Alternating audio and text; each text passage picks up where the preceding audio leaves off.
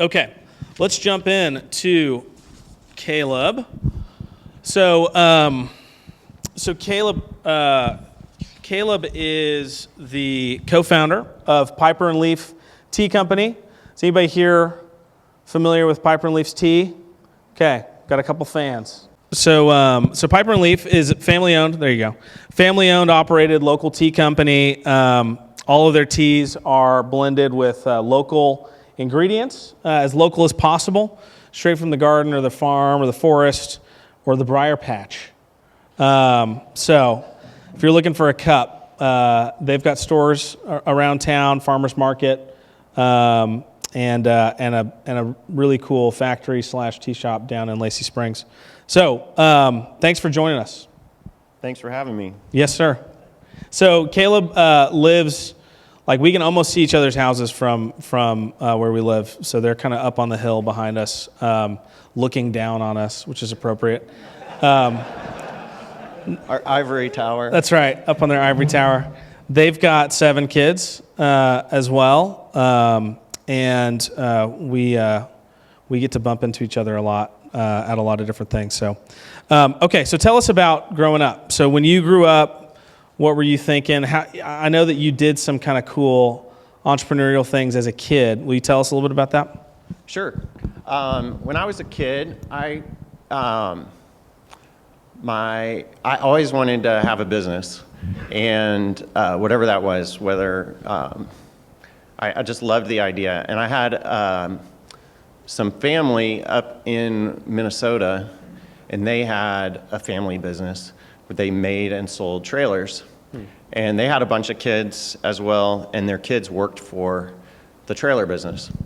And one year when I was 12, my dad was an engineer, and I would want to go to work, and he was like, well, what are you going to do, water my plants? Like, there weren't good opportunities. Yeah. And so, anyway, for whatever reason, my uncle called my dad. I was 12 years old. He said, hey, I want to fly Caleb up and just let him hang out with us and work in the business for a week. That's awesome. And I was 12, terrified.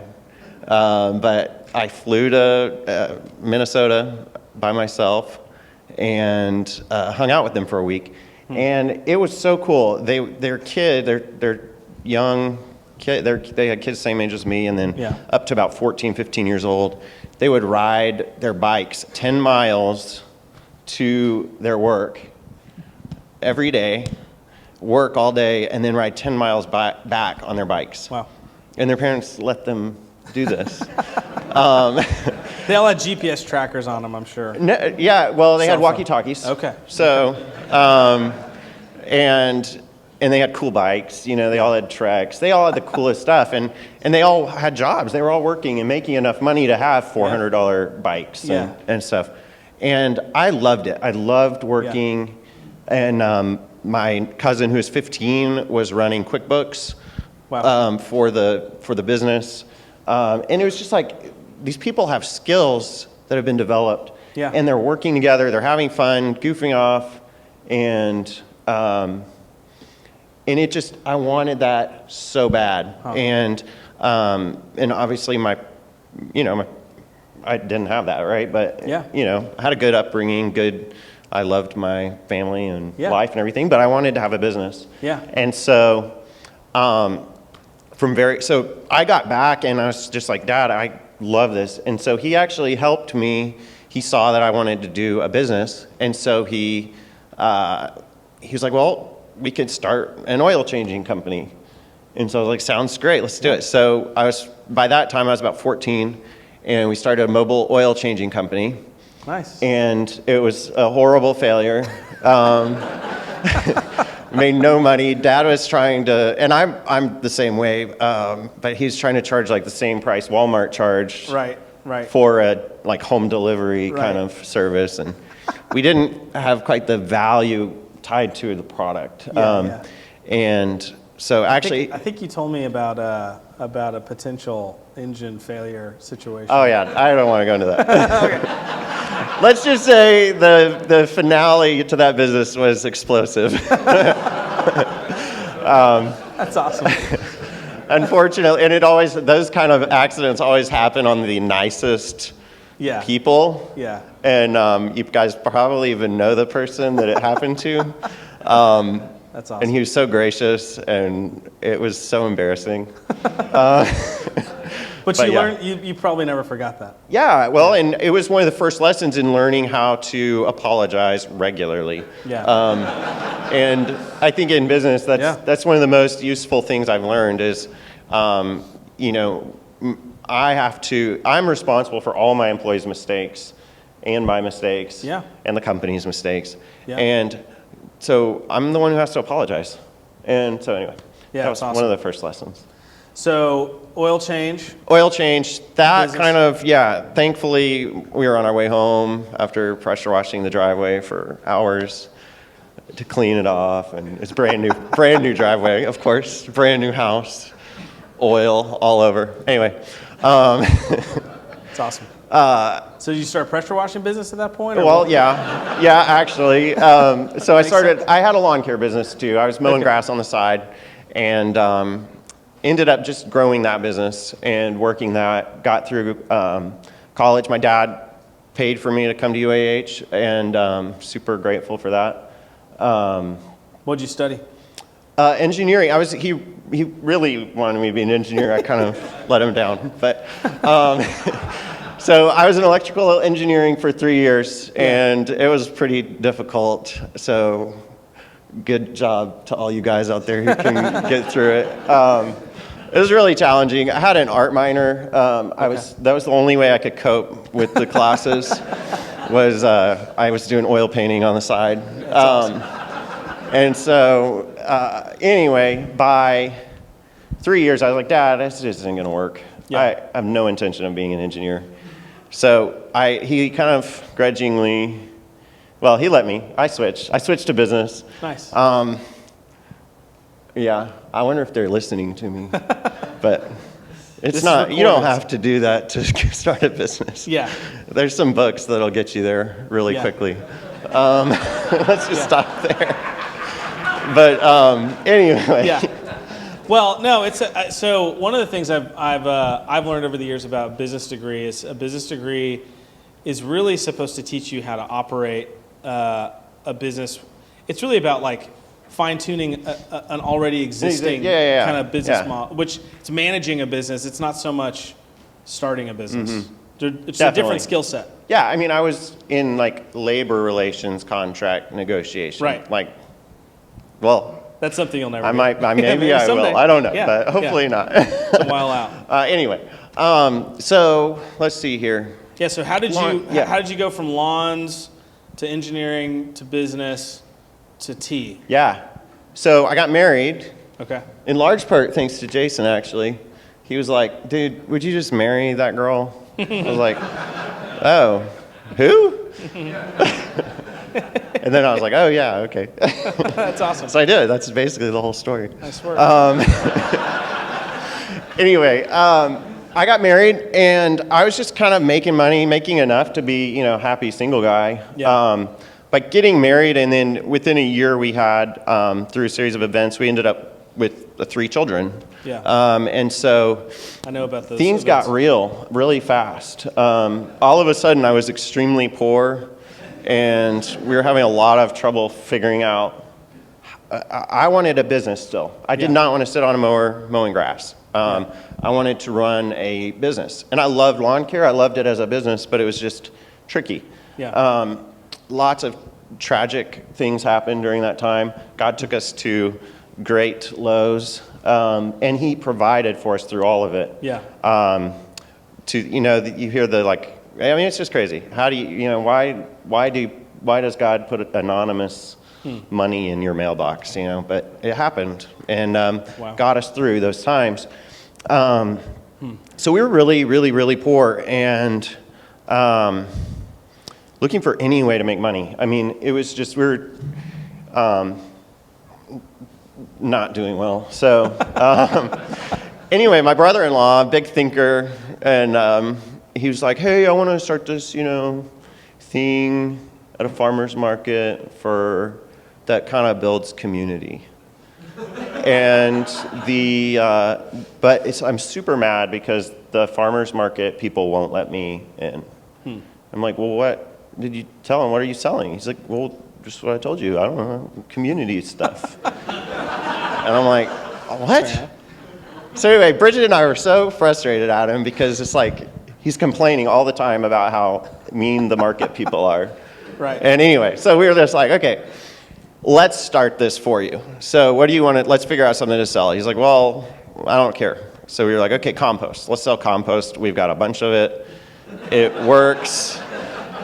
Surely people want to buy compost, right? Yeah. And so he's like, okay, whatever. But Hypothesis, I was thinking maybe something to drink out of a mason jar, like kind of a lemonade or something. I was like, okay, lemonades? Nah, we're not doing that. But tea, we like tea, and the South likes tea.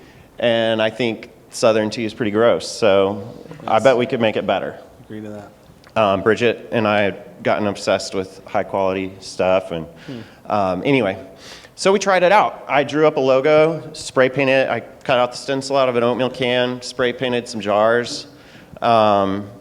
We bought a couple $100 worth of tea on Connor's card. I had no money, so I said, Connor, I need $1,000, and he said, okay, here's my credit card. And he was in Alaska at the time, by the way, while he's applying for farmers markets. I'm like, what are you thinking? Anyway, That's awesome. It's okay. So anyway, we started, we go to the market, make some blends. We had a garden with some good friends of ours. We bought a dehydrator, dried some stuff, made up a few cool blends that were tasty, and went to the farmer's market, and we had a trailer full of compost that we had spent weeks working on and just like sifting and working. We had been really into that, and then we had this tea, and we sold out of tea. I think we sold $850 of tea the first night, and we sold $6 of compost. Okay. And I was like, Bridget, I love this.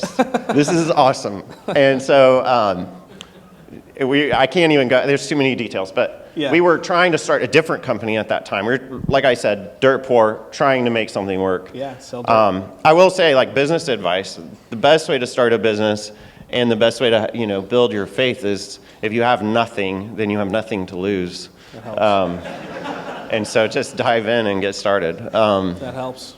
And, but anyway, so long story short, almost short, I had just built some good steam with this other business we were going to start. I had found an investor who was gung-ho. He's actually ready to invest in our other company. Is that that was like a software thing? Yeah, it was software. It was a software as a service for the trades industry. And I had built it for my business, my lawn care business, and it was working great. It was a cool product, but it was tricky. Yeah. And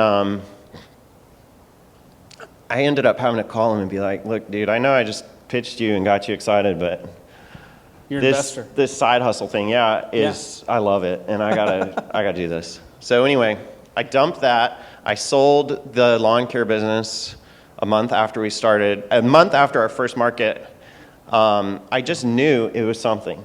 It's so funny to think back. We were $8,000 in credit card debt, which to me was the end of the world. I was so depressed about that. I didn't want to be in debt. Yeah. And I just wanted some way to pay that off.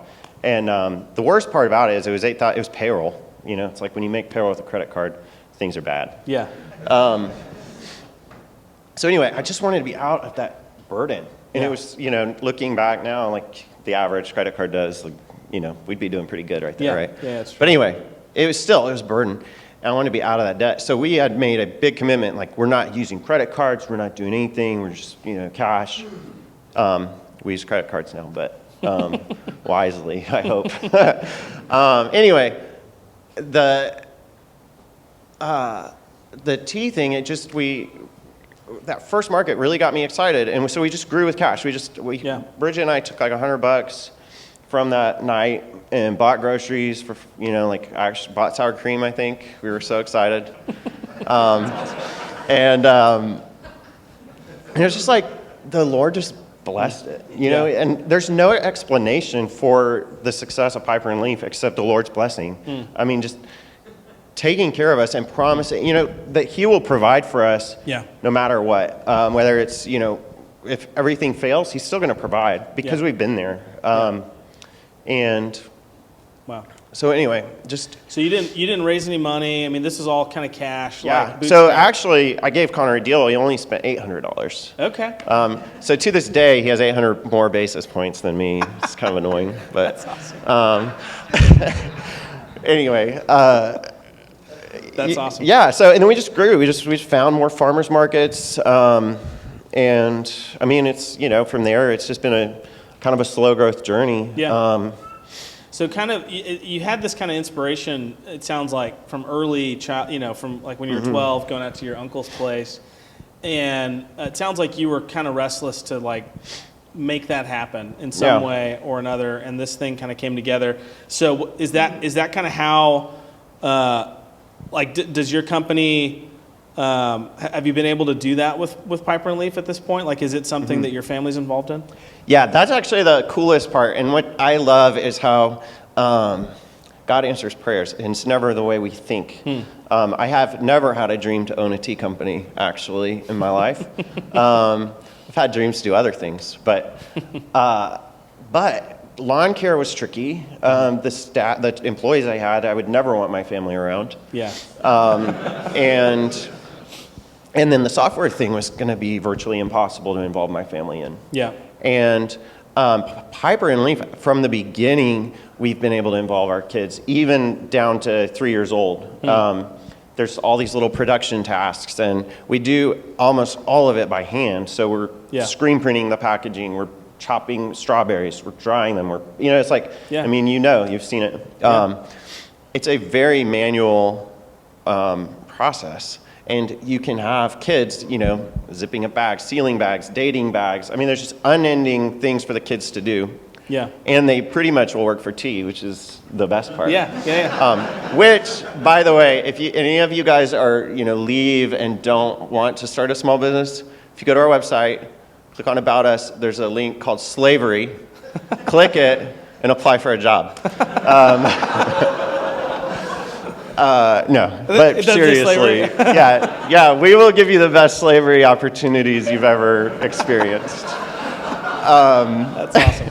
Hey, there's a season for everything. That's right. So you guys were profitable. I mean, that first farmer's market. How long before you guys had a store? A year. Okay. Come to find out, the best thing UAH ever did for me was connections through the art world. My art minor, I had done some art shows. I did this big like Western expansion painting thing. Sweet. Yeah, it was cool. And I met, and I had all these art jurors from all over would come down and they'd critique your work, give you feedback. Well, they liked my work, thankfully. Yeah. And come to find out, Low Mill is where we got our start, kind of. There's a really long waiting period to get in at the time. It was 6 months jury process. Wow. Well, come to find out, I knew every single person on the jury, and they had critiqued my work, and I had been in art projects with the mill manager at UH. So anyway, I kind of got shooed in 3 weeks, which was incredible. Wow. Gave us a kitchen space, and we built a kitchen space there. Wow. We got this first space. Yeah, and we kind of lost our way a little bit. I mean, I think everybody, you know, there's learning, but on the subject of profitability, we were profitable at the beginning. And then as we started building stores, and the costs were just double and triple what you're expecting, you know, all of a sudden you have no profit and you're losing money. And 2016, we really started to kind of take a nosedive. And we had to just reevaluate everything. It was like we had too many employees and all this stuff. Yeah. And then, you know, I'm not nearly as philosophically intelligent as most of you guys. But there's some simple books, business books, that I recommend. Yeah. That they're simple, right? You're going to read them and you'll be like, why would he? This is such a stupid book. But they are helpful. Yeah. And this book that we read in 2016 was called Profit First. It's not like a philosophical, mind-blowing thing, but it changed our business. Yeah. So in that sense, you get the concept in 5 minutes, Right. but you put it into practice immediately. Yeah. And the idea was like, what are you doing? Just put profit in a separate bank account right now. Decide what your profit can be. If it's zero, if you're at negative, just put 1% of your income, of your sales, into a separate bank account. Dave Ramsey it, Yeah. And don't touch it. And then that gets distributed to you every quarter. And you're going to take the money because otherwise you're going to lose the steam. If you don't have any reward ever for your efforts, Yeah. you're going to run out of steam. And so we were like, well, we're at negative 3% profit right now. So what it forced us to do was look at all of our different sales channel or costs, cost, whatever you call them, and centers. Expenses. Yeah. There we go. Yeah. And say, okay, well, payroll's here, OPEX is here, taxes are here. Yeah. We have to lower 4%. We got to get rid of 4% of costs. Yeah. So we laid off people. We restructured. We had to do a lot of things. Yeah. We had to stop selling products. We had to do all this stuff, but it enabled us to start putting 1% into a bank account. And then slowly, every single quarter, we would reevaluate that. But anyway, It's in the book. Yeah. I do highly recommend it. I feel like, and I think that story kind of illustrates that there's a mindset that you need to go out, figure it out, get the business degree, come up with the perfect plan. But I think in both of your stories, there's a gut feeling. There's some evidence, but it's a feeling that I think this is going to work. I've got reasons for it. I maybe can't explain it, but I got a pretty good idea here. I'm going to go for it. And then when you're in that situation where you need to learn about profit, all of a sudden you're a really great learner about profit. Where like if you would have taken that class 10 years ago, it probably would have gone in one ear and out the other. Yeah. I've had that experience a lot where it's like once you have skin in the game, it just focuses your attention incredibly to learn to identify the things I need to learn something now. I need to learn about taxes or whatever the thing is. Exactly. So So you guys had this kind of restructuring, learned about profit, and so what do you, when you think about the business now, what do you think about is kind of your focus, your kind of are you guys a retail? Are you guys retail stores? Are you guys a production facility? Are you how do you see the company growing and what direction do you want it to grow? Yeah. Well, one thing is when you're dirt poor, what we found is we wanted to be millionaires because we were dirt poor, and we're like the only way to get out of this pit is for us to be instant millionaires. Obviously. Yeah. Sure. Well. As soon as we started paying our bills, I was like, oh, wow, I don't have to be a millionaire. Yeah. Took the stress off. Yeah. So now the business is, I would say, successful. It's doing well. It's a small business. Yeah. Another book I recommend is called Small Giants, and it's awesome. It just talks about doing what you do really well. Yeah. Do it excellently. We don't need more giant whatevers. Yeah. But you can make a huge impact. And by even as a very small company. Yeah. And will you tell me a little bit about, because I know that you're doing other things other than Piper and Leaf now. So you've built a healthy, profitable, growing business. You're not the next Steve Jobs. You're not going to become a billionaire, but you've got a healthy business. It sounds like it's running now. Yeah. Essentially by itself. I mean, you're involved, but you've gotten through that crazy initial period, and so now what are you and Bridget able to focus on next? So the big thing is family now. It's family involvement. How can Bridget and I love to work together? She has a lot of strengths that I don't have. Yeah. And so as we've had more kids, that's been a struggle, is with Piper and Leaf. As Piper and Leaf is growing, she hasn't been able to be as involved lately, and which is sad for me because I want to be with her and I want to talk to her about my problems. We process together our challenges. Yeah. And so what stemmed from that was Airbnbs, actually. We started another company because Bridget's obsessed with real estate because she's a Proverbs 31 woman. That's right. Yeah, buddy. And so she wanted to buy real estate and she wanted to try out Airbnb, and it's something she can do from home. Yeah. And so just kind of trying to keep it timely.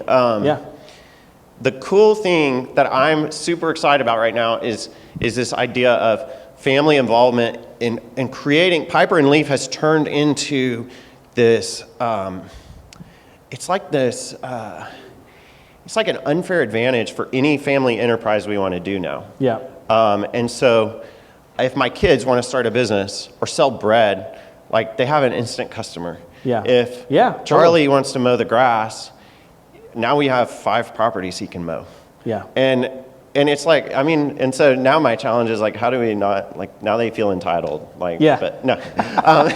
But, you know, the thing is, like, give them this whole idea of family businesses, family enterprises. It's really exciting to see how it can all work together, and how do we find, you know, what are our kids, what can they learn? I mean, there's so much opportunity for them to learn, and so the Airbnbs is just our newest kind of way to keep the family involved. Yeah. And also, I mean, who knows? What if tea just gets really unpopular sometime? You guys are anti-fragile. That's becoming more anti-fragile. That's the hope. Yeah. So that's awesome. Yeah. Well, I this has been awesome, and I've got like 25 questions, but I because I went long at the beginning, I'm having to cut everyone short. So, are there any just things I didn't ask that you were hoping I would that we can end with? I don't know. I mean, I have a lot of ideas and stuff. So, you know, if anybody, of things that haven't worked for me and things that have worked, but I think the big thing is I hear people that are just scared of the silliest things, mostly taxes. It's like, well, I really don't want to do that because then it's going to like mess up my taxes, right? Or I don't want to.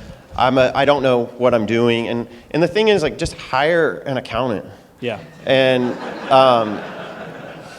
okay, and here's a great example of messing up your taxes. Yeah. And this just happened to me. I still make plenty of mistakes, right? So I have an accountant.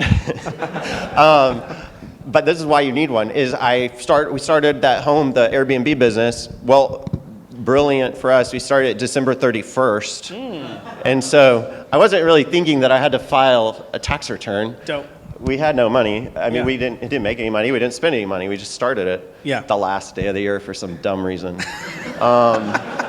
And so I finally send the accountant all the paperwork, and he's like, and he had extended, anyway, he always extends our taxes and whatever. Well, he didn't extend that one because he didn't know about it. So I get a letter in the mail. You have a $2,500 penalty for not filing. Ouch. I'm like, are you kidding me? Whoops. Yeah. So anyway, my accountant's like, yeah, I know. Just send it to me and I'll get it waived. Nice. I'm like, I never would have even assumed I could waive that. I mean, right. It's the IRS, right? They're evil. Yeah. So, so anyway, that's my advice. Just try something. I mean, I was telling somebody last night, look, he was like, if I was good at anything, I would start a business. And I said, dude, my girls just did a 3-day sewing class, and they're better than 99% of Americans with a sewing machine. They can start a sewing business tomorrow. Yeah. Like, you don't have to be good at anything. You just have to try for like a week to be good at something. So that's my advice. You don't need to be brilliant. You just have to not be afraid of, of people not liking you, or whatever. I don't know, whatever you're afraid of. It's a good word. And everything Jason said, his last 4 points, I thought were me too. Dead on. Yeah. Amen. Cool. Well, thank you, Caleb. Yeah. Thank you. I'll take your mic.